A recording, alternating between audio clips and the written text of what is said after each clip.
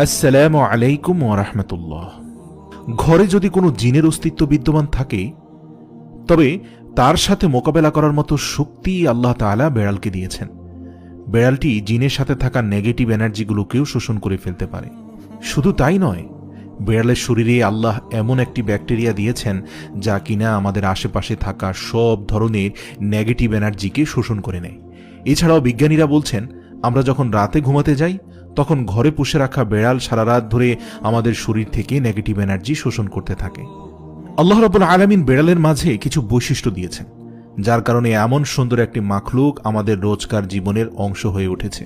রাসূল সাল্লাল্লাহু আলাইহি সাল্লাম বেড়াল পছন্দ করতেন এবং বেড়াল পালন করার কারণে তিনি তার এক প্রিয় সাহাবীর ছদ্মনাম দিয়েছেন আবু হুরায়রা, যার শাব্দিক অর্থ দাঁড়ায় বেড়ালের পিতা।